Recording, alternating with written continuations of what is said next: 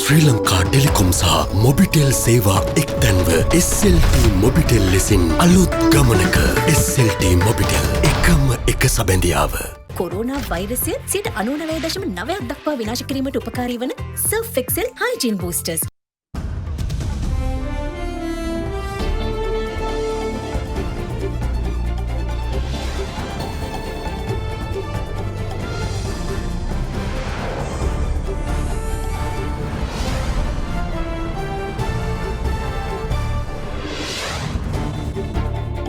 අද 2021 ජනවාරි 6 බදාදා සිරස්තල අත්අඩංගුවට ගත් ETI සහ ස්වර්ණමහල් ෆයිනෑන්ෂල් හිටපු අධ්‍යක්ෂවරුන් අධිකරණයට ඉදිරිපත් කෙරේ. කොවිඩ් එන්නත ලබා දීමේදී ශ්‍රී ලංකාවට ප්‍රමුඛතාව දෙනවා ඉන්දිය විදේශ ඇමති ජනපතිට කියයි. කොළඹ නගර සභා සීමාව තුළ කොවිඩ් රෝගීන් 12255ක්. මරණ 119ක්. මුහුණු ආවරණ නොදැමූ පුද්ගලයින් රැසක් පොලිස් භාරයට. මේ මාස්ක දැම්මේ නැද්ද? කෑගල්ලේ කොවිඩ් හෙළ ඔසුවට සායනික පරීක්ෂණ සඳහා අවසර. සෞඛ්‍ය සේවා අධ්‍යක්ෂ ජනරාල් කියයි. කොළඹ බරායේ නැගෙනහිර පර්යන්තය විදෙස් සමාගමකට විකුණන්නේ නැහැ. අගමැති පාර්ලිමේන්තුවේදී කියයි. ඇල්කොහොල් අඩංගු හෑන්ඩ් සැනිටයිසර් භාවිත කරන්න. ලෙඩ රෝග ඇති කරන විෂ බීජවලට එරෙහිව සටන් කරන්න. හඳුන්වා දීමේ මිල රුපියල් 350යි.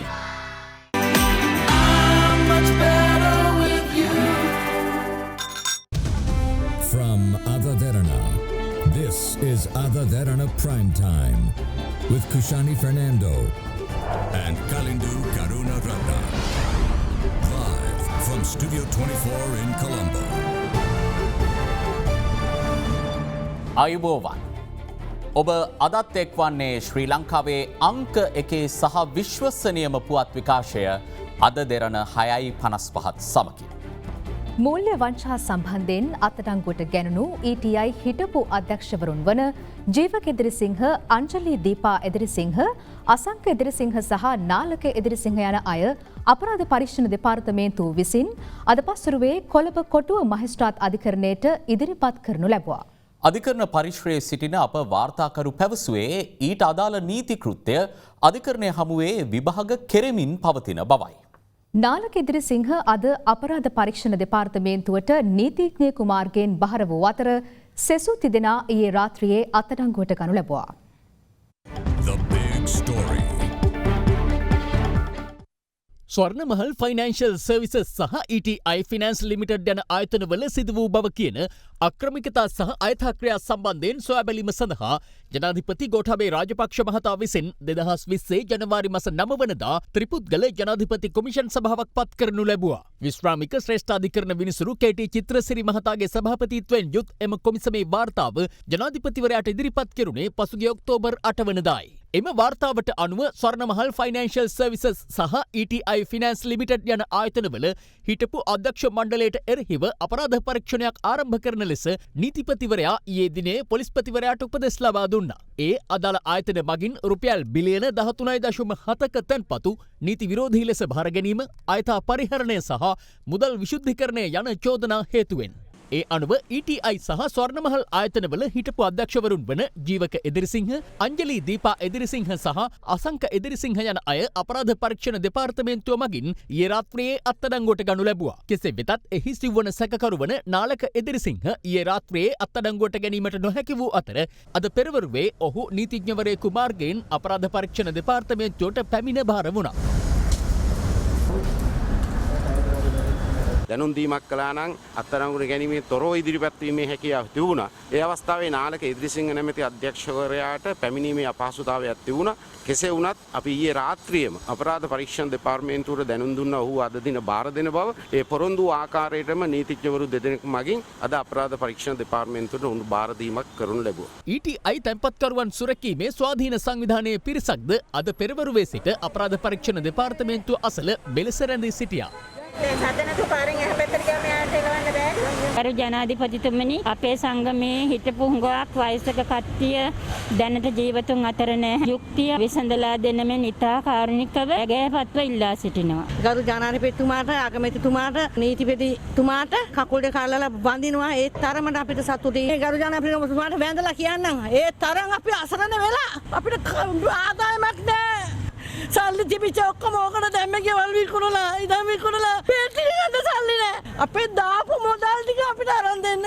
ඒ අතරතුර එම සංවිධානයේ පිරිසක් කොළඹදී ප්‍රවෘත්ති සාකච්ඡාවක් ඇඳවා තිබුණා. මේ හොරු 4 දෙනා ආරක්ෂා කරපු එසත් ජාතික පක්ෂ මං කෙලිම ඇඟිල්ල දික් කරනවා. රනිල් වික්‍රමසිංහ, මංගල සමරවීර, රංජන් රාමනායක ඒ වගේ අය තමයි මේකට මූලිකත්වය දීලා මේ අයව රැක්කේ. ඒ වගේමයි මෛත්‍රීපාල ජනාධිපති. අපි වැස්සේ තෙමි අපේ අහිංසක දෙමව්පියෝ ගිය වෙලාවේ එයා පෙනිපෙනීම එතනින් ගියා. මේ ගැන කතාවක්වත් කරේ නැහැ. අපිට අවශ්‍යතාවය තියෙන්නේ මෙතන අත්අඩංගුවට ගැනීම පමණක් නෙවෙයි. මොකද අපිට සැකයක් තියෙනවා. අපි දැක්කා රිෂාඩ් බදුරුදින්ලට මොකද උනේ, රාජිතලට මොකද උනේ. ඒ නිසා අපි බලාපොරොත්තු වෙනවා මේ දේපල සියල්ලක්ම රාජසන්තක කරගෙන මේ තැන්පත්කරුවන්ගේ මුදල් 100%ක්ම ලබා දීමට අවශ්‍ය කටයුතු නිසියාකාරයෙන් සිද්ධ වෙයි කියලා.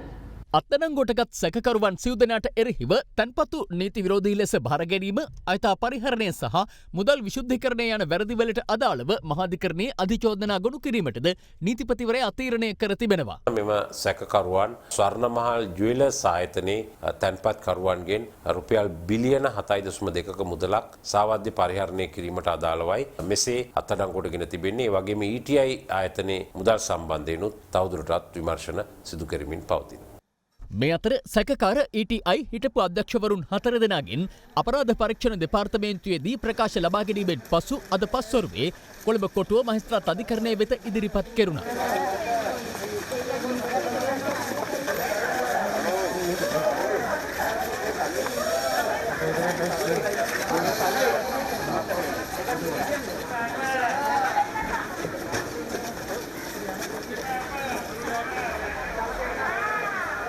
ETI තැන්පත්කරුවන් සුරැකීමේ ස්වාධීන සංවිධානයේ සමාජිකයින්ද අධිකරණය අසලට රැස්ව සිටියා.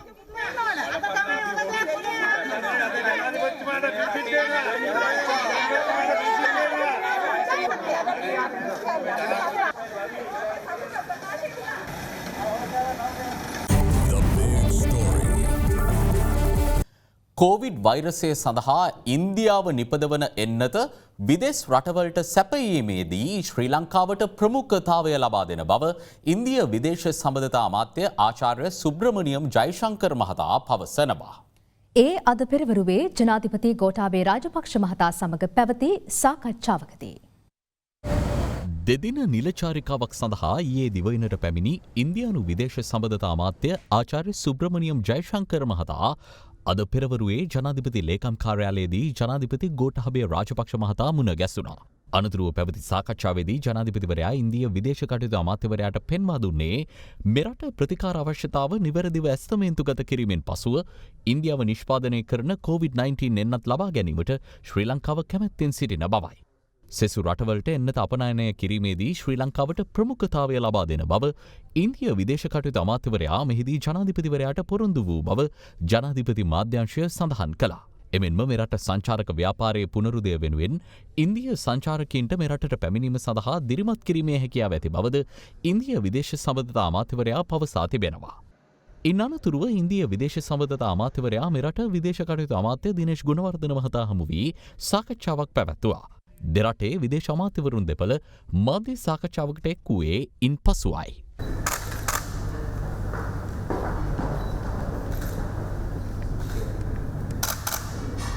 On behalf of His Excellency the President Gotabaya Rajapaksa, government and the people of Sri Lanka, I convey our profound gratitude to the Prime Minister, Honorable Narendra Modi, and the Indian government for the tremendous support India extended during this past several months.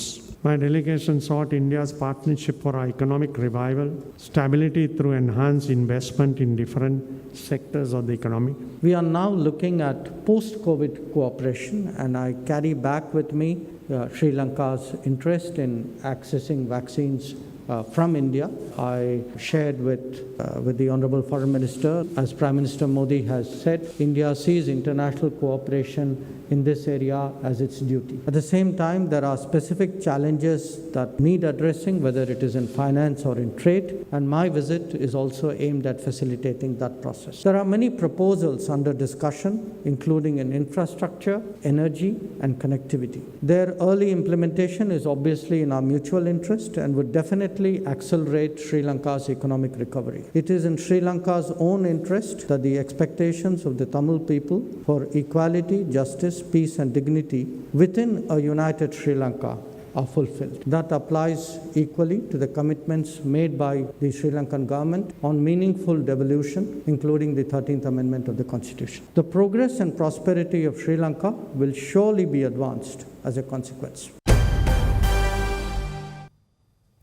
Colombo මහනගර සභා සීමාව තුළ මේ වන විට Covid ආසාදිතයින් 12255 දෙනෙකු හඳුනාගෙන ඇති අතර එම සීමාව තුළ වාර්තා වී ඇති කොවිඩ් මරණ සංඛ්‍යාව 119ක් බව කොළඹ පුරපතිනි රෝසිස් සේනානායක මහත්මිය පවසනවා. යුද හමුදාපති ජෙනරාල් ශවේන්ද්‍ර සිල්වා මහතා සඳහන් කළේ අද පස්වරුවේ තවත් කොවිඩ් ආසාදිතයින් 252 දෙනෙකු හඳුනාගත් බවයි.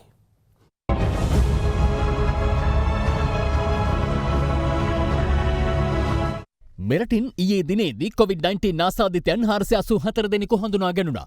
ඉන් ආසාදිතයන් 121 දෙනෙකුම කොළඹ දිස්ත්‍රික්කයෙන් හඳුනාගත් අතර එයින් 38 දෙනෙකුම වාර්තා වී තිබුණේ මට්ටක්කුලිය ප්‍රදේශයෙන්. නගර සභා සීමාව තුළ COVID-19 ආසාදිතින් මේ වෙනකොට 12255ක් හඳුනාගෙන තියෙනවා. කොළඹ නගර සභා සීමාව තුළ මරණ සංඛ්‍යාව 119යි. ඒ එක්කම කොළඹ මහනගර සභාවේ අපේ සේවය කරන නිලධාරීන් ඇතුළු සේවක සේවිකාවන් 292කට රෝගිය හැදිලා තියෙනවා. ගම්පහ දිස්ත්‍රික්කයෙන් ඊයේ ආසාදිතයන් 110 දෙනෙකු හඳුනා ගැනුණා. ගාල්ලෙන් ආසාදිතයන් 30 දෙනෙක්, මාතරින් ආසාදිතයන් 25 දෙනෙක්, මාතලේ සහ අම්පාර දිස්ත්‍රික්කවලින් ආසාදිතයන් 23 දෙනෙකුද ඊයේ හඳුනාගත් ආසාදිතයින් අතරට අයත්. ඊට අමතරව මහනුවරින් ආසාදිතයන් 20 දෙනෙක් සහ ප්‍රදේශයේ තහවුරු කළ නොහැකි ආසාදිතයන් 55 දෙනෙකුද ඊයේ හඳුනාගත් රෝගීන් අතර වනවා. මෙරටින් ඊයේ දිනේදීත් COVID-19 ආසාදිත මරණ දෙකක් වාර්තා වුණා. එලෙස මිය ගොස් තිබුණේ මාතලේ පදිංචි 68 හැවිරිදි කාන්තාවක් හා කළුතර පදිංචි 75 හැවිරිදි කාන්තාවක්. ඒ සමග මුළු COVID මරණ ගණන 217 දක්වා ඉහළ ගියා. මේ අතර අදත් සමාජය තුළ මුඛ ආවරණ පැළඳ නොසිටින පුද්ගලයින් පොලිස් අත්අඩංගුවටගෙන PCR සහ ක්ෂණික ප්‍රතිදේහජනක පරීක්ෂාවන්ට යොමු කෙරුණා. දාගන්නකො කවක් පිට දාගන්න ඔයා. ඒක දාන්න එපා.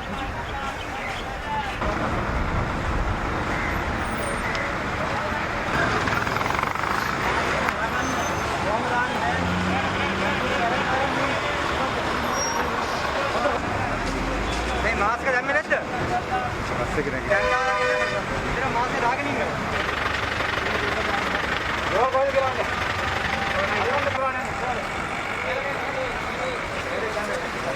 ඊයේ දිනේදී එලෙස අත්අඩංගුවටගෙන ක්ෂණික ප්‍රතිදේහජනක පරීක්ෂණ සඳහා යොමු කළ 550 දෙනෙකු අතරින් 14 දෙනෙකු කොවිඩ් ආසාදිතයින් ලෙස හඳුනාගෙන තිබුණා.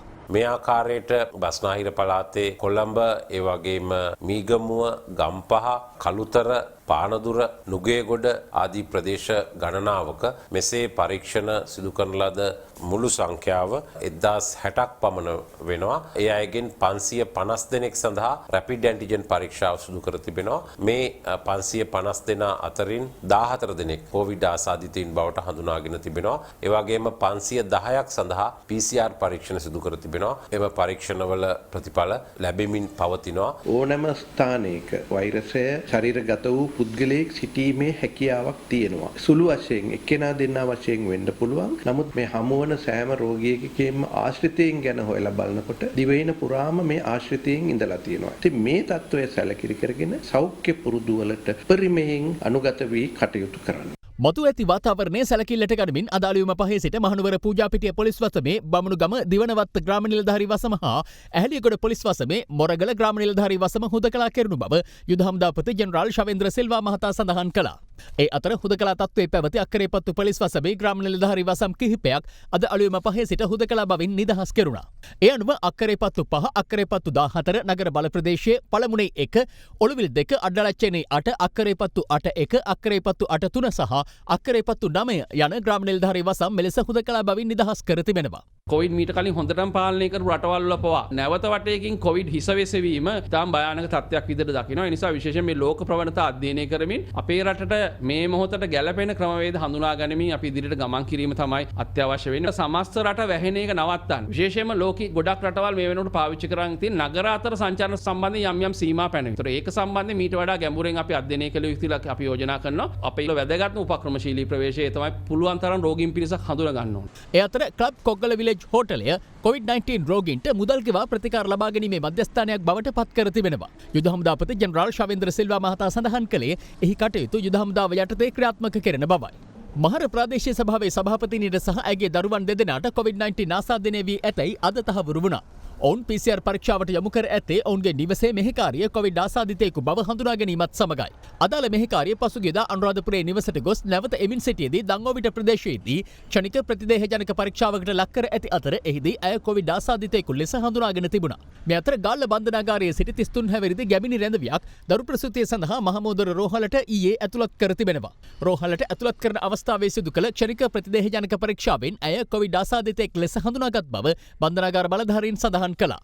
හංගවැල්ල ගිරිදර ප්‍රදේශයේ පිහිටි ඇඟලුම් කර්මාන්ත ශාලාවක සිදු කළ ක්ෂණික ප්‍රතිදේහජනක පරීක්ෂාවලින් එහි සේවය කරන පුද්ගලයන් 65 දෙනෙකුට කොවිඩ් ආසාදනය වී ඇතැයි හඳුනාගෙන තිබෙනවා. ඒ අනුව එම කර්මාන්ත ශාලාවෙන් මේ වන විට 100කට ආසන්න පිරිසක් කොවිඩ් ආසාදිතයින් ලෙස හඳුනාගෙන ඇති බවයි ප්‍රදේශීය භාර සෞඛ්‍ය බලධාරීන් සඳහන් කළේ. අවිසාවේල සීතාවක පුරනගර සභා බල ප්‍රදේශයේ පිහිටි එල්ස්ටන් වත්ත ප්‍රදේශයෙන් ආම්බු ලෙස තෝරාගත් පුද්ගලයන් 160 දෙනෙකුට සිදු කළ PCR පරීක්ෂණවලදී ඒ අතරින් 14 දෙනෙකුට කොවිඩ් ආසාදනය වී ඇතැයි තහවුරු වුණා. මේ අතර මීට පෙර කොවිඩ් ආසාදිතයන් දෙදෙනෙකු හඳුනාගැනුණු වවුනියාව පට්ටාංචචූර් ගම්මානයේ එකම පවුලේ පුද්ගලයන් 5 දෙනෙකුට කොවිඩ් ආසාදිත බවට හඳුනාගැනුණා. මෙම පවුල මීට පෙර හඳුනාගත් ආසාදිතයන්ගේ ආශ්‍රිතයෙක් බවයි සෞඛ්‍ය අංශ සඳහන් කළේ. ඒ අතර පල්ලන්සේන ආරෝග්‍ය මාතා දෙව්මැදුරේ නත්තල්දා පැවති දේව මෙහෙයේ ගීතිකා කණ්ඩායමේ සිටි දරුවෙකුට කොවිඩ් වැළඳී ඇතැයි අනාවරණ වී තිබෙනවා. ඒ අනුව ආසාදිතයාගේ ආශ්‍රිතයින් ලෙස හඳුනාගත් 70 දෙනෙකු ස්වයං නිරෝධායනයට යොමු කර ඇති අතර 200 දෙනෙකු අද PCR පරීක්ෂාවට ලක් කෙරුණා. මහනුවර දකුණු ලංගම ඩිපෝවේ කාර්ය මණ්ඩලය අතර කොවිඩ් වෛරසය පැතිර යාමත් සමග අද සිට එය සම්පූර්ණයෙන් වසා දැමුණා. මෙම ඩිපෝවේ රියදුරන් කොන්දොස්තරවරු හා ඉංජිනේරු අංශයේ කාර්ය මණ්ඩලයේ 20 දෙනෙකුට පමණ මේ වන විට කොවිඩ් ආසාදනය වී ඇතැයි හඳුනාගෙන තිබෙනවා. ඉදිරියේදී කාර්ය මණ්ඩලයේ සියලු දෙනා PCR පරීක්ෂාවන්ට ලක් කර ඒ අතරින් කොවිඩ් ආසාදනය වී නොමැති පිරිස් යොදා ගනිමින් 11 වෙනිදාට පෙර ඩිපෝවේ කටයුතු ආරම්භ කරන බව විශේෂ භාර රාජ්‍ය අමාත්‍ය දිලුම් මමුණුගම මහතා සඳහන් කළා. මධ්‍යම තැපැල් හුවමාරුවේ තැපැල් කාර්යාලයේ නිලධාරියෙකුට කොවිඩ් ආසාදනය වී ඇතැයි අද වාර්තා වුණා. ඒ අනුව එම තැපැල් කාර්යාලය තාවකාලිකව වසා දැමුණා. මධ්‍ය තැපැල් හුවමාරුව කිසිදු බාධාවකින් තොරව සාමාන්‍ය පරිදි මේ වන විටත් ක්‍රියාත්මක වෙමින් පවතිනවා. එහි තැපැල් කාර්යාලය ඉතා කඩිනමින්ම විවෘත කිරීමට අපි අවශ්‍ය කටයුතු සම්පාදනය කරනවා. දැන් එන ලිපි සම්බන්ධයෙන් මිනිස්සු බයක් ඇති වෙන්න පුළුවන්. මේ සම්බන්ධව අපි විශේෂඥ මතයක් විමසුවා. ඔවුන් පැහැදිලිවම සඳහන් කරනවා එහෙම ලේඛන මත විස බීජ තැවරී තිබුණායි කියලා එය හරහා රෝගය පැතිරීමට තියෙන ඉඩකඩ ඉතාමත්ම අවමයි. ඒ සිදු නොවුණු මට්ටමක් තාමත් වාර්තා වී නැහැ එවැනි තත්ත්වයක්. ඒ අතර ඊයේ දිනේදී පළමු වරට කොවිඩ් ආසාදිතයන් වාර්තා වූ තුල්හිරිය ප්‍රදේශයේ පෞද්ගලික ඇඟලුම් කර්මාන්ත ශාලාවෙන් අදත් කොවිඩ් ආසාදිතයන් 16 දෙනෙකු හඳුනාගෙන තිබෙනවා. යනුව එම කර්මාන්ත ශාලාවෙන් වාර්තා වන ආසාදිතයන් ගණන 49ක්. මේ අතර ඉකුත් 31 වනදා පොළොන්නරුව ගල්ඇල්ල ප්‍රතිකාර මධ්‍යස්ථානයෙන් පලා ගිය තවත් කොවිඩ් ආසාදිත රැඳවුවෙකු අද පොලිස් අත්අඩංගුවට ගැනුණා. ඒ ආරච්චි කට්ටුව පොලිස් ස්ථානාධිපතිවරයාට ලද තොරතුරකට අනුව වනාතවිල්ලුව ආනවිලුන්දාව ප්‍රදේශයේ නිවසක සිටියේදී එම පුද්ගලයාට සංගම සිටීමට ආධාර අනුබල ලබා දුන් බංගදිනිය ප්‍රදේශයේ පදිංචි පුද්ගලයෙකුද පොලිස් අත්අඩංගුවට ගත් බව අජිත් රෝහණ මහතා සඳහන් කළා. පලාගේ රැඳවුවන් අතරින් තවත් දෙනෙකු අතුරුදන්ව සිටිනවා. මේ වන විට මෙරටින් වාර්තා වන සමස්ත COVID-19 ආසාදිතයින් සංඛ්‍යාව 45978ක් දක්වා ඉහළ ගොස් තිබෙනවා. ඒ අතරින් 39023 දෙනෙකු පූර්ණ සුවය ලබා ඇති අතර 6738 දෙනෙකු තවදුරටත් රෝහල්ගතව ප්‍රතිකාර ලබනවා.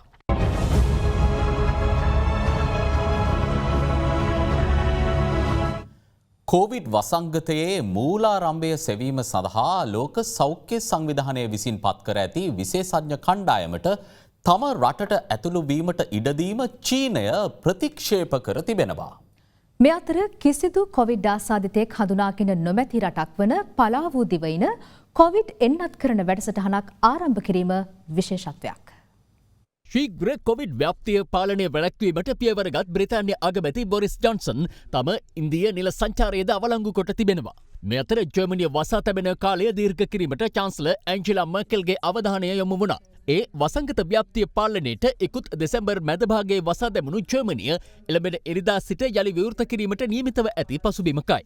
බ්‍රිතාන්‍යයේ පෞද්ගලික සංචාරයක් අතරතුර කොවිඩ් ආසාදනය වූ ආමේනියානු ජනාධිපති ආමන් සාක්සයන් ලන්ඩනයේදී ස්වයං නිරෝධායනයට යොමු කර සිටිනවා.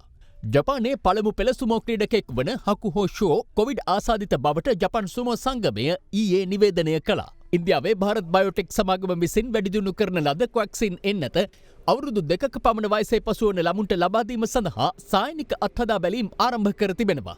ඒ අතර දේශීයව නිෂ්පාදිත කොවිඩ් මර්ධන එන්නත් දෙක අපනයනය කිරීම ඉදිරි සති දෙක තුළ ආරම්භ කරන බව ඉන්දිය විදේශ අමාත්‍යාංශය පවසනවා. මේ වන විට ඇමරිකාවෙන් ආසාදිතයන් 2,15,69,641ක්, ඉන්දියාවෙන් 1,03,75,478ක් හා බ්‍රසීලෙන් ආසාදිතයන් 78,12,007ක් වාර්තා වී තිබෙනවා.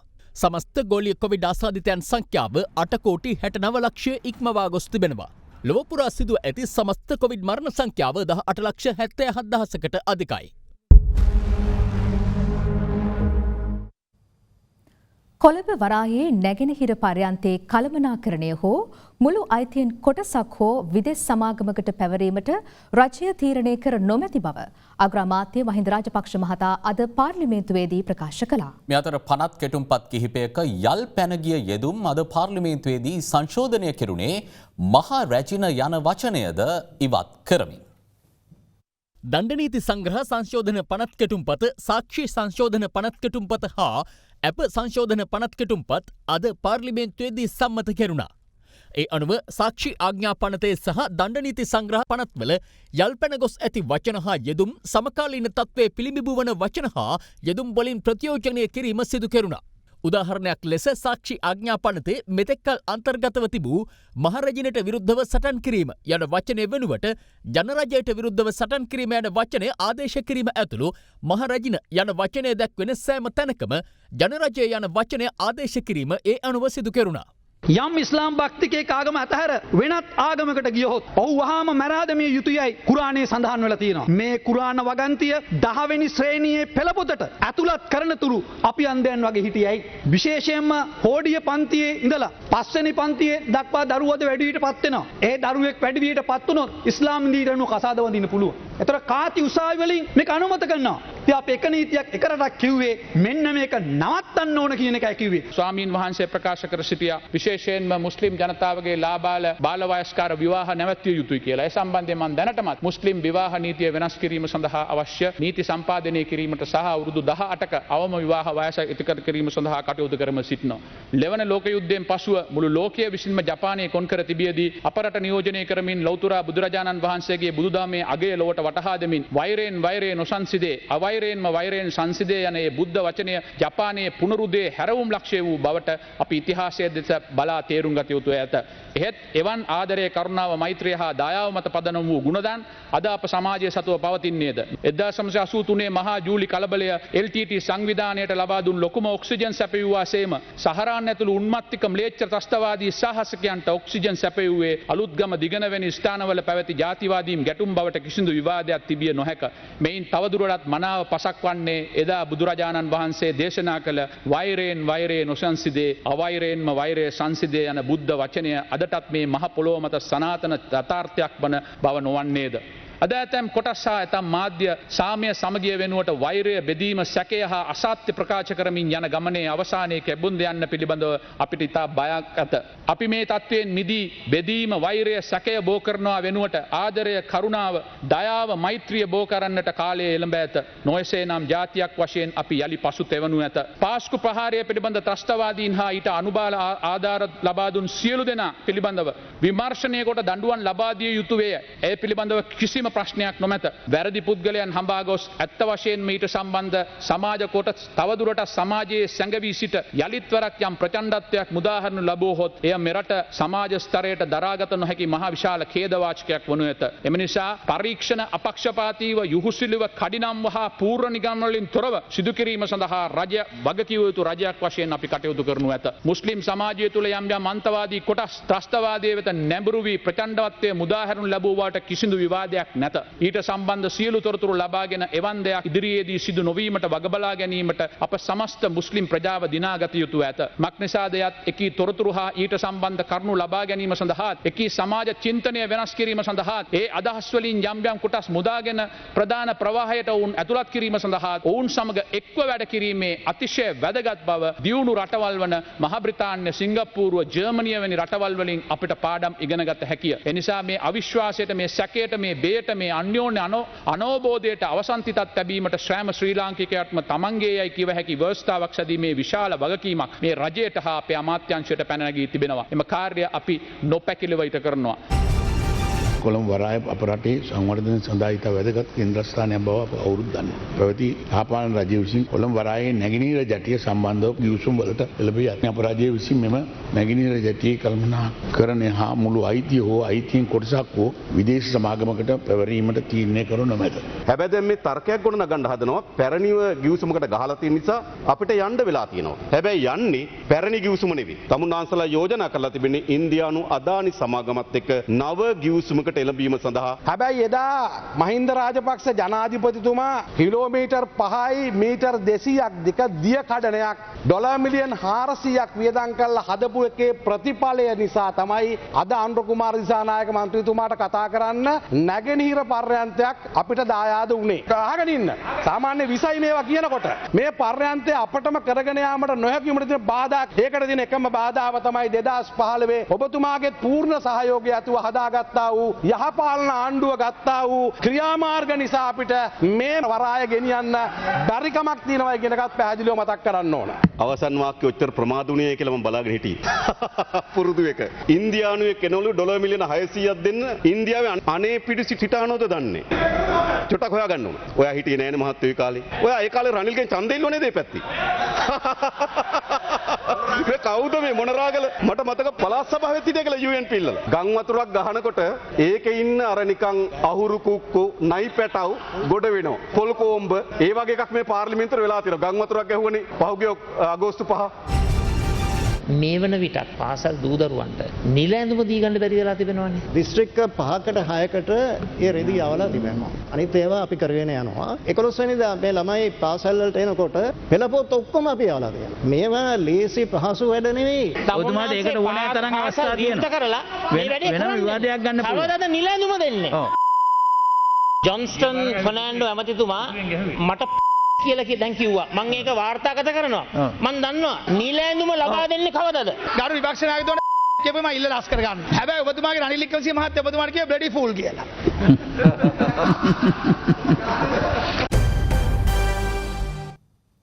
කෑගල්ලේ ධම්මික බණ්ඩාර මහතා විසින් COVID-19 වෛරසය මර්ධනය සඳහා හඳුන්වා දුන් ඖෂධය සායනික පරීක්ෂණ සඳහා යොමු කිරීමට අවසර ලබා දුන් බව සෞඛ්‍ය සේවා අධ්‍යක්ෂ ජෙනරාල් විශේෂඥ වෛද්‍ය අසේල ගුණවර්ධන මහතා පවසනවා.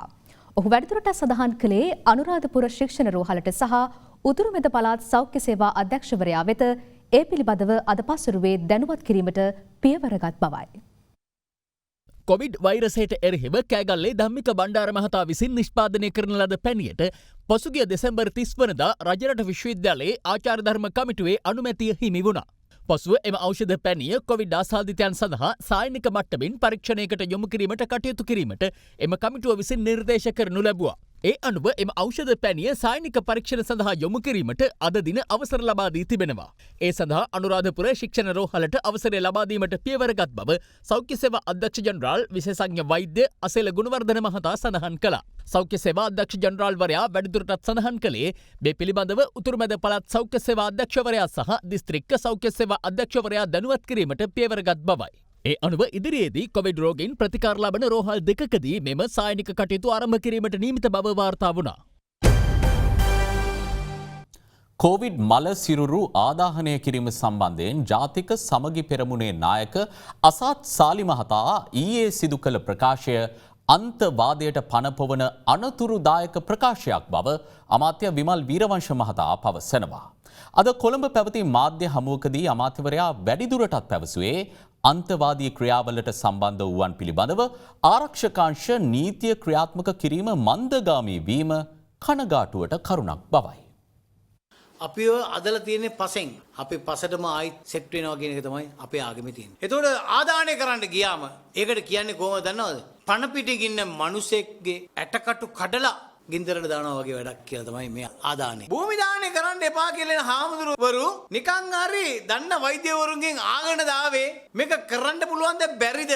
මේකේ රටට හානියක් වෙනවද කියලා ඉතලවද ආවේ? කවදා හරි දවසකට මේ සියලු දෙනාම මේකට වන්දි ගෙවන්න වෙනවා. මේ වන්දිය අනිවාර්යයෙන්ම අපි ගන්නවා. ගන්න එක ගන්නවමයි. අසාත්සාලි කියන දේශපාලන නිගණ්ඨය කියනවා මේගොල්ලෝ ඇත්තටම හිරගෙවල් වල ඉන්න ඕන අය. අර ජනාධිපති කමිෂන් එකෙන් අනාවරණය වෙලා තියෙනවා අසාත්සාලිලා කාටද දුරකථන ඇමතුම් දුන්නේ සහරාන්ලගේ ගෝලබාලයෝ බේරගන්න කියලා. අපේ රහස් පොලිසියට පින් සිද්ධ වෙන තාමත් එළියට ඇවිල්ලා කටමැද දොඩවනවා. මේ අසාත්සාලි කියනවා ආදාහනය කරනවා වෙනුවට භූමි දාහනය කරන්න නොදුන්නොත් ඒකට අනාගතයේ වන්දි ගෙවන්න වෙනවා. අපි වන්දිය ගන්නවා කියලා. වන්දිය ගන්නේ අසාත්සාලි මරාගෙන මැරෙන බෝම්බකාරයෙක් වෙලාද? මේ වගේ කටමැද දොඩවන්න මේ වගේ දේශපාලන තක්කඩින්ට අන්තවාදයට පරපවන මේ වගේ අම්බරුවන්ට මෙහෙම ඩෙගා නටන්නද අපේ ආණ්ඩුව නිර්මාණය කළේ මේ රටේ ජනතාව. ඒ නිසා මේ මිනිය බදාගෙන අන්තවාදය පෝෂණය කරන්න හදන කවර පුද්ගලයෙක් වුණත් තරා තිරමන වල උන්ට එරෙහිව ක්‍රියාමාර්ග තෝරන්න ඕනේ. ඒ ජනාධිපති කොමිසමෙන් එළියලා තියෙනවා කියලා ඔබතුමා ප්‍රකාශ කරන්නේ මේ කරපු සිද්ධීන් සම්බන්ධයෙන්. ඉතින් ඇයි ඔබතුමා නියෝජනය කරන රජයක් වෙලා තාම පියවර ගන්නේ නැති මේ සම්බන්ධයෙන් මොන අතරවල ගැනීම සමග? ඇත්ත වශයෙන්ම මේ අන්තවාදීන්ගේ ක්‍රියාකාරීත්වයට අදාළව පොලිසියේ දැනට ක්‍රියාත්මක වෙන ස්වභාවය ගැන අපිට සෑහීමකටපත් වෙන්න බෑ. ඒ පිළිබඳව අපි කනස්සලටපත් වෙනවා. රිෂාඩ් බදුරුදීන්ව අත්අඩංගුවට ගත්තේ අන්තවාදී කල්ලි එක්ක සබඳතා පැවැත්වීම කියන චෝදනාව යටතේ නෙවෙයි. නමුත් ජනාධිපති කමිෂන් එකේම ඔප්පු වෙලා තියෙනවා. GPS තාක්ෂණය අනුව පෙන්නලා තියෙනවා මෙන්න මේ ස්ථානවලට මේ දිනවල ගිහිලා තියෙන කියලා. ඊට පෙර අන්තවාදයේ සමග සබඳතා පැවැත්වු සැකකරුවන්ගෙන් කියවිච්ච ස්ථානත් ඒ වාහන ගිය ස්ථාන සමපාත වෙලා තියෙනවා. එතකොට මෙතන පැහැදිලිවම රිෂාඩ් බදුරුදීන්ලගේ උන්නැගේ මල්ලිගේ ත්‍රස්තවාදයේ සමග තිබිච්ච ඥාතිත්වය ඕනෑවටත් වඩා හොඳින් අනාවරණය වෙනවා. ඒ අප ලබා දීමට පවා හේතු වෙන්නේ අපේ පරීක්ෂණවල තියෙන දුර්වලකම. ඒ පිළිබඳව අපිට තද බල විවේචනයක් තියෙනවා ආරක්ෂාව බාර සියලුම අංශවලට. කොවිඩ් වැළදී මේ යන පුද්ගලයන් බොහොම දානය කිරීම සම්බන්ධයෙන් ආණ්ඩුව වෛරස විශේෂඥයින්ගෙන් සහ වසංගත විශේෂඥයින්ගෙන් කිසිදු උපදෙසක් ලබාගෙන නොමැති බව සමගි ජන බලවේගයේ පාර්ලිමේන්තු මන්ත්‍රී රාජිත සේනාරත්න මහතා පවසනවා. ඔහු මේ අදහස් පළ කළේ අද කොළඹ පැවති මාධ්‍ය හමුවකදී. දැන් මේ කවුද මේ කොරෝනා වලට තීන්දුව ගන්නේ? දැන් භූම දාහනය පිළිබඳ කවුද තීන්දුවක් ගන්නේ භූම දාහනය හොඳද නරකද කියලා? දැන් වෛරස් විශේෂඥයෝ කියනවා මේක කරාට ප්‍රශ්නයක් නැහැ. මේ භූම දාහනයෙන් කවදාකවත් වෛරස් පැතිරෙන්නේ නැහැ. එතකොට ශ්‍රී ලංකා වෛද්‍ය සංගමය ලංකාවේ තියෙන පැරණිම සහ උත්කෘෂ්ඨ වෘත්තීය සංවිධානය. ඒකෙන් කියනවා කිසිම ප්‍රශ්නයක් නැහැ. ඒතර මහාචාර්ය තිස්ස විතරණ කියනවා එයාව කැඳවන්නේවත් නැහැ. එතුමත් කියලා තියුණා මේකේ කිසි ප්‍රශ්නයක් නැහැ. එතුමත් වෛරස් විශේෂඥයෙක්. වෛරොලොජිස්ට්ලායි එපිඩීමියොලොජිස්ට්ලාටයි. වසංගත රෝග විද්‍යාඥයින් සහ වෛරස් රෝග විශේෂඥයින්. මෙන්න මේ දෙකොල්ල තමයි මේ පිළිබඳ නිශ්චිත ඥානය තියෙන කට්ටිය. ඒගොල්ලන්ගෙන් අහන්නේ නැහැ. දැන් තමන්ගේම ආණ්ඩු පක්ෂේ තමන්ටම පොහොට්ටු ගහපු മന്ത്രിවරයෙක් වශයෙන් ඉන්න මහාචාර්ය තිස්ස විතරණටත් එහෙමනම් අනිත් කට්ටියට කොහොමද? දෙස් විදෙස් සංචාරකින්ගේ ආකර්ෂණය දිනාගත් මිරිස්ස කොකනට් හිල්ස් නැමති ස්ථානයේ භූමිය එහි ස්වභාවික සුන්දරත්වය විනාශ කරමින් කැබලි කර ඇතැයි සමාජ මාධ්‍ය ඔස්සේ ඊයේ ප්‍රචාර පැතිර ගියා. පෞද්ගලික හිමිකාරීත්වයක් යටතේ පැවති එම භූමියේ ඉදිකළ වැට ඉවත් කිරීමට හිමිකරු කටයුතු නොකරන්නේ නම් ඔහුට එරෙහිව වෙරළ සංරක්ෂණ පනත යටතේ නීතිමය පියවර ගැනීමට වෙරළ සංරක්ෂණ දෙපාර්තමේන්තුව සූදානම් වනවා. ශ්‍රී ලංකාවේ දකුණු කෙළවරෙහි පිහිටා ඇති මිරිස්ස වෙරළතීරය සංචාරකයන්ගේ සිහින පාරාදීසයක්. ඒ ආසන්නේ ඇති මෙම කොකනට් හිල්ස් නම් පොල්රුප්පාවකින් සමන්විත සුන්දර උස් බිම්තීරය දෙස් විදෙස් සංචාරකයන් සේයාරු සඳහා පෙනී සිටීමට භාවිත කරන සුප්‍රසිද්ධ ස්ථානයක්. Right now we are staying in Mirissa on the south coast. Mirissa has the coconut hill. It's everywhere, all over Instagram. So of course we wanted to check it out. කෙසේ වෙතත් ඊයේ වන විට දක්නට ලැබුණේ සංචාරක ආකර්ෂණය දිනු කොකනට් හිල්ස් නම් උස් බිම්කඩ මායිම් කරමින් කම්බි වැටක් ඉදිකර ඇති ආකාරයයි. ඒ අනුව අප කළ සොයා බැලීමේදී අනාවරණ වූයේ පර්චස් 400කින් සමන්විත මෙම බිම්තීරයෙන් පර්චස් 320ක් ශ්‍රී ලාංකිකයෙකු වෙතත් ඉතිරි පර්චස් 80 විදේශිකයෙකු වෙතත් පෞද්ගලික හිමිකාරීත්වයක් ඇති බවයි. අදාළ හිමිකාර ශ්‍රී ලාංකිකයා මෙම පොල්රුප්පාව කොන්ක්‍රීට් කණු සිටවමින් ඉඩම් වෙන් කිරීම සිදු කර තිබෙනවා. මුහුදු තීරයේ සිට මීටර 300ක් දක්වා දුරට ඉඩම් පෞද්ගලික හිමිකාරීත්වයක් යටතේ පැවතියද ඒ සඳහා අදාළ නීති රීති පවතින බැවින් කොටවිල පොලිසිය වෙරළ සංරක්ෂණ දෙපාර්තමේන්තුව වෙත මේ පිළිබඳ ලිපියක් මගින් දන්වා තිබෙනවා. මීටර් 300ක්වත් අයත් වන වෙරළ කලාපය ඇතුළත ඕනෑම සංවර්ධන කාර්යයක් නිවසක් වෙන්න පුළුවන්, හෝටලයක් වෙන්න පුළුවන්, වැටක් වෙන්න පුළුවන්. ඒ සියලුම ඒවා සංවර්ධන කාර්යයන් ලෙස සලකලා ඒ සඳහා අනිවාර්යයෙන්ම ඒ ඉදිකිරීමට පෙර බලපත්‍රයක් වෙරළ සංරක්ෂණ දෙපාර්තමේන්තුවෙන් ලබාගත යුතුමයි. බලපත්‍රයක් ලබා නොගෙන තිබීම නිසා වෙරළ සංරක්ෂණ පනතේ නීතිමය පියවර ගන්න ඒ ක්‍රියාවලිය දැනට ඒ සියලුම කටයුතු නතර කරලා තියෙනවා. සමාජ මාධ්‍ය ඔස්සේ කතාබහට ලක් වූ මෙම සිද්ධිය පිළිබඳව අග්‍රාමාත්‍යවරයාගේද අවධානය යොමු වී තිබුණා.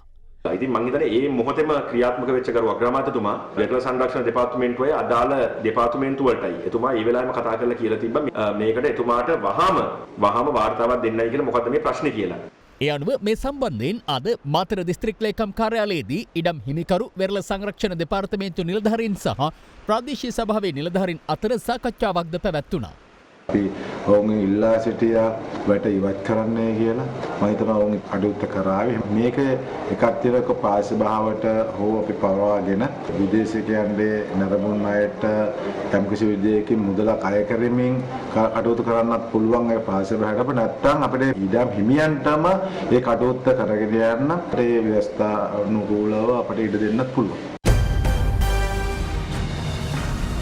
This is a news alert from Ada Verana 24. එට දැන් ලැබුණු පුවතක්. අපරාධ පරීක්ෂණ දෙපාර්තමේන්තුව බහරේ පසු වූ ETI හිටපු අධ්‍යක්ෂවරුන් වන ජීවක එදිරිසිංහ, අංජලි දීපා එදිරිසිංහ, අසංක එදිරිසිංහ සහ නාලක එදිරිසිංහ යන අය කොළඹ කොටුව මහේස්ත්‍රාත් අධිකරණයට ඉදිරිපත් කිරීමෙන් පසු අද පස්වරුවේ ඇප මත මුදා හැරුණා. එම පුවත නැවතත්. අපරාධ පරීක්ෂණ දෙපාර්තමේන්තුව බහරේ පසු වූ ETI හිටපු අධ්‍යක්ෂවරුන් වන ජීවක එදිරිසිංහ, අංජලි දීපා එදිරිසිංහ, අසංක එදිරිසිංහ සහ නාලක එදිරිසිංහ යන අය කොළඹ කොටුව මහේස්ත්‍රාත් අධිකරණයට ඉදිරිපත් කිරීමෙන් පසු අද පස්වරුවේ ඇප මත මුදා හැරුණා. This is a news alert from Ada Verana 24.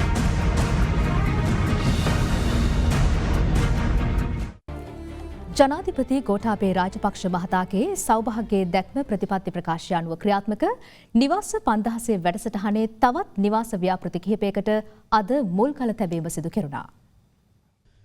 සෞභාග්‍යයේ දැක්ම ප්‍රතිපත්ති ප්‍රකාශයේ යෝජනා අනුව බ්ලූ මැන්ඩල් ස්ටේඩියම් ගම මහල් නිවාස ව්‍යාපෘතිය සඳහා මුල්කල තැබීම අද පෙරවරුවේ නාගරික සංවර්ධන රාජ්‍ය අමාත්‍ය ආචාර්ය නාලක ගොඩහේවා මහතාගේ ප්‍රධානත්වයෙන් සිදු කෙරුණා. මෙම ව්‍යාපෘතිය මගින් නිවාස 210ක් මධ්‍යම පාන්තිකයින්, වෘත්තිකයින්, වෛද්‍යවරුන්, බැංකු නිලධාරීන් සහ සෙසු මධ්‍යම පාන්තික පිරිස් වෙත ලබා දීමට නියමිතයි. අද තියෙන්නේ මේ වැඩ නතර වීමේ අර්බුදය. මුදල් සංසරණය නොවීමේ අර්බුදය. ඒ නිසා තමයි රැකියාව නැති වෙන්නේ. ඒ නිසා තමයි ආදායම නැති වෙන්නේ. ඉතින් මේක වෙනස් කරන්න තිබෙන්නේ යලිත් විශ්වාසය ඇති කරලා මේ ආර්ථික ක්‍රියාවලිය සක්‍රිය කරන එක. අපි කරන්න උත්සාහ කරන්නේ ඒක. අපි 2020ත් කරේ ඒක 2021 අපි වඩාත් කාර්යක්ෂමව ඒ කාර්ය කරන්න බලාපොරොත්තු වෙනවා. ඒ වැඩ ගැන බලාපොරොත්තු තියාගෙන ඉන්න ප්‍රතිඵල ඉදිරියේදී දකින්න ලැබෙවි.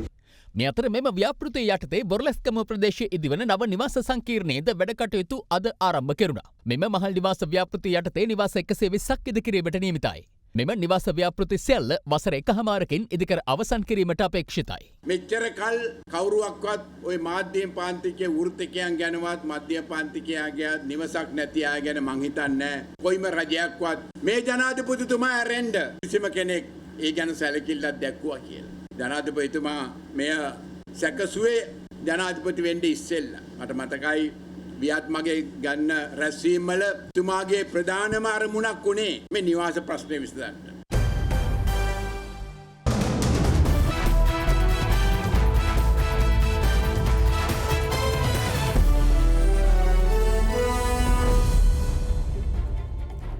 මල්ල ක්‍රීඩාවේ ශ්‍රී ලංකා වාර්තා පිහිට වූ ක්‍රීඩකයෙක් අද දිවි සරිකර ගැනීමට එළවලු වෙළඳාමේ නිරත වන්නේ නම් එය කනකාටුවට කරුණක්. මේ පුවත එම ඉරණමට මුහුණ දුන් ක්‍රීඩකයෙක් පිළිබඳවයි.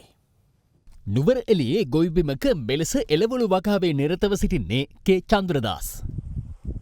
අද එළවලු වෙළඳාමෙන් දිවි සරිකරගත්තත් චන්ද්‍රදාස් මළල ක්‍රීඩාවේ ශ්‍රී ලංකා වාර්තාවක හිමිකරුවෙක්.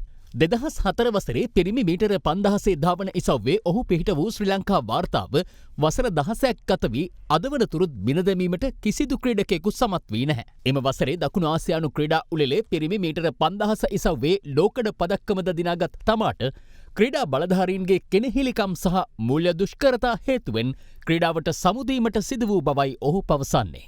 ආර්ථික අපවස්ථාවෙන්ද ඕම අතරලා දැන් මේ තියෙන එදාට අම්බෙන රස්සාවල් කරගෙන ඕම ඉන්නවා. තමයි මම 2004 ඔලිම්පික් ක්වොලිෆයිඩ් වුණාද කියලා මම අදටවත් දන්නේ නැහැ. මට කතා කරන්න බෑ. මම ශ්‍රී ලංකාව. තමාට අත් වූ ඉරණම වෙනත් ක්‍රීඩකයෙකුට අත් නොවන ආකාරයෙන් ඔවුන්ට සවියක් වන ලෙස චන්ද්‍රදාස් ක්‍රීඩා බලධාරීන්ගෙන් ඉල්ලා සිටිනවා. මගේ එතක දූපු සුනිල් ජයවීර නෑ, සාන්ත මෙන්ටිස් නෑ, අනුරා ඉන්දිය කුරේ නෑ. එයාලා ඔක්කොම මේ ලංකාවේ ක්‍රීඩා එපා වෙලා ගිහිල්ලා තමයි පිටරටවල ජොබ් කරන්නේ. මාකට වෙච්ච අසාධාරණ ලංකාවේ කිසිම ක්‍රීඩකෙකුට වෙන්නේ නැතුව ඉදිරියට දැන් ඉන්න තරුණ ක්‍රීඩකයන්ටවත් මේම වෙන්නේ නැතුව තියාගත්තා නම් ගොඩාක් කටිනවා. ඒත් සමගින් අපගේ ප්‍රධාන පුවත් විකාශය නිමාවට පත් වෙනවා. සුවදායි රාත්‍රියක්.